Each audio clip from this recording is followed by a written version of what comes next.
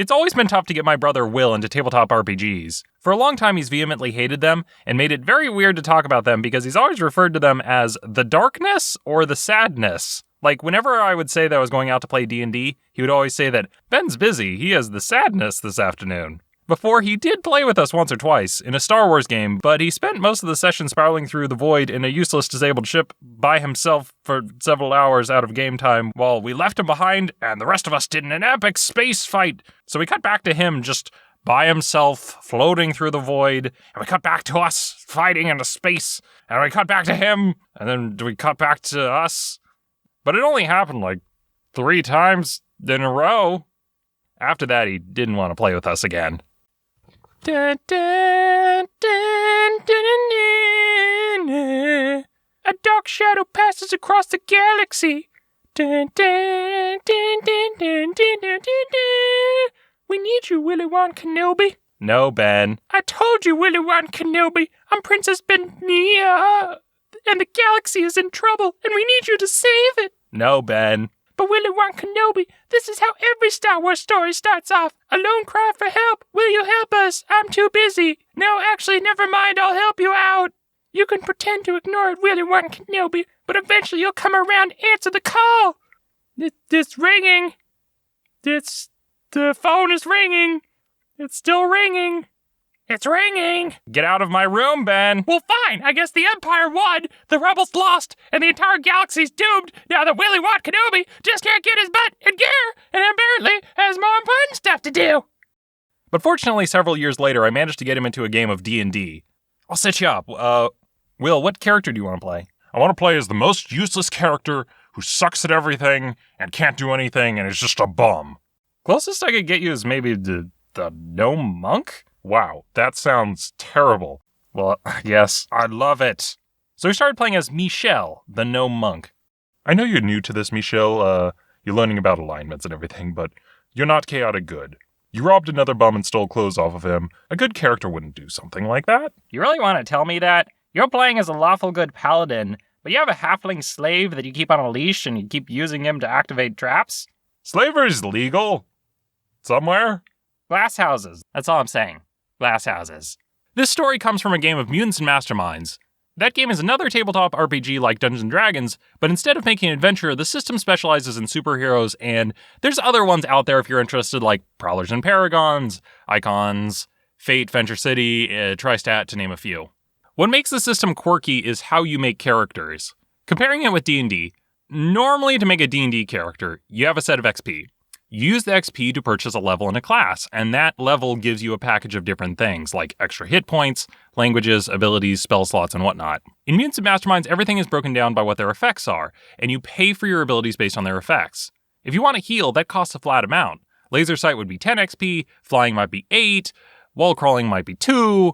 If you want ranks and skills, ability scores, or feats, that costs a certain amount as well.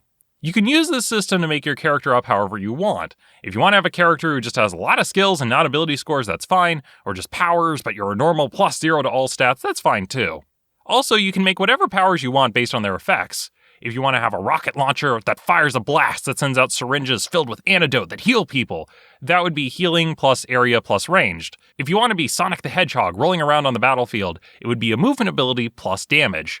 Or if you're interested in being a scientist that carries around tornadoes in your overcoat, which you would throw out that run around the battlefield, it would be grappling plus damage plus continuous effect. Since the system's really open, it can sometimes cause problems because you really have to get a good sense of what your players want to make beforehand, and make sure that they are putting ranks into the things that they need to do the thing they want to do. You always get that player who's like, I want to make a sniper.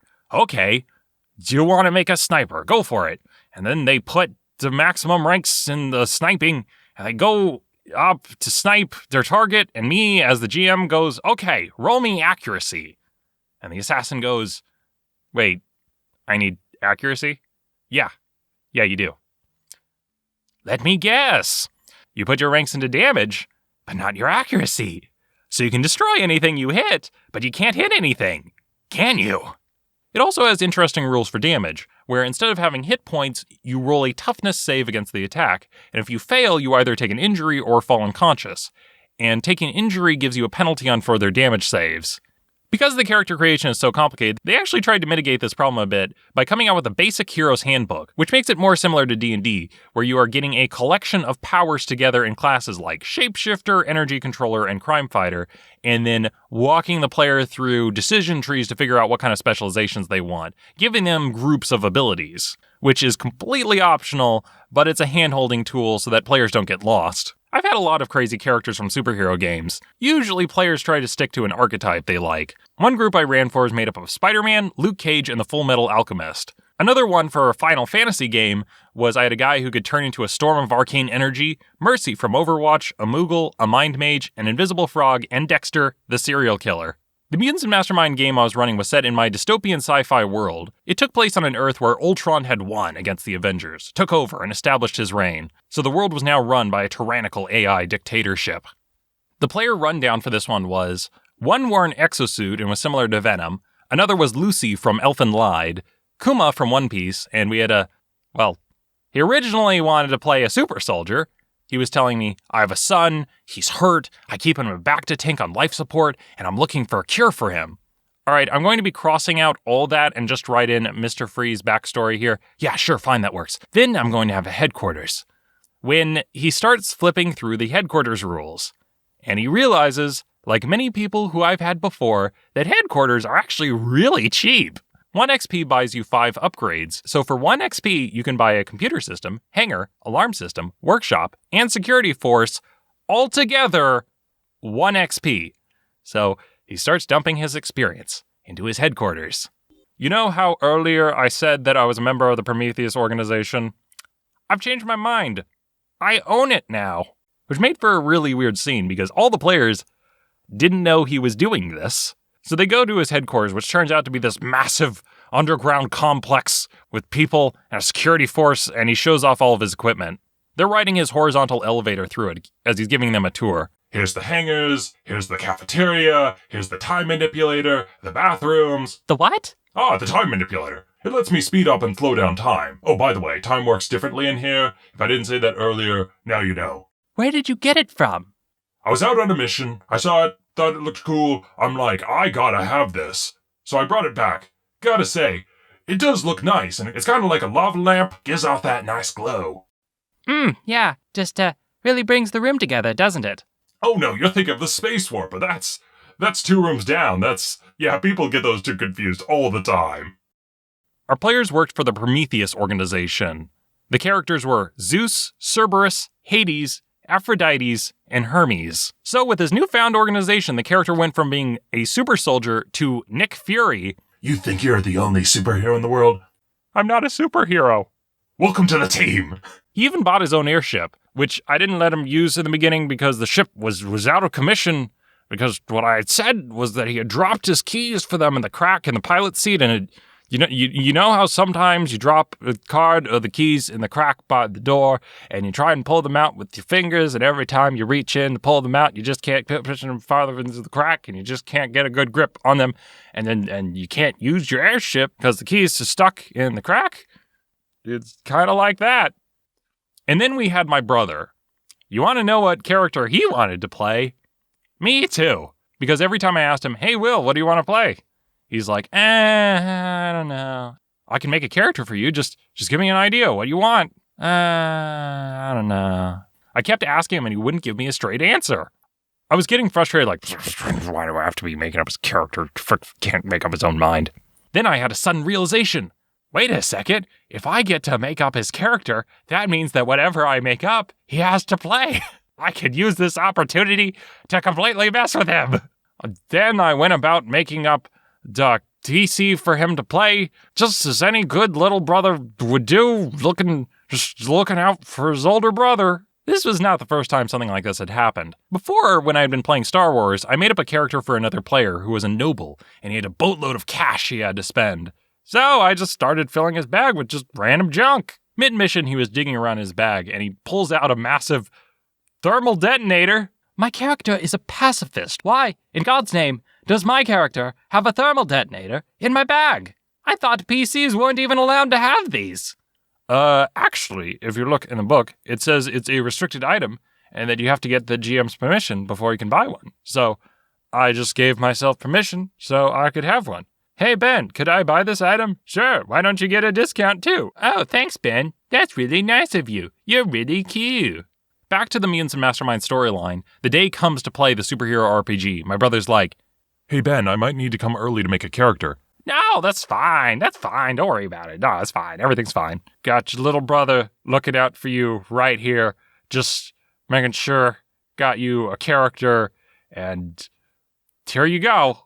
And I introduce the character to him. Out in the wastes, an innocent town is getting overrun by evil gangsters that have taken over the puppy shelter and orphanage. It seems like no one can stop them. But emerging from the thick rolling sands was the silhouette. But could it possibly be? No, it's Chadwick Strongpants! Yes, who doesn't know the story of Chadwick Strongpants? Many rumors were floating around. Legends tell that he was from an outer space crystal and fell to Earth in a vat of radioactive material. Others say that he got stung by mutated scorpions and is also bitten by a dragon person, making him a were-dragon, and was trained with a group of Shaolin monks, probably.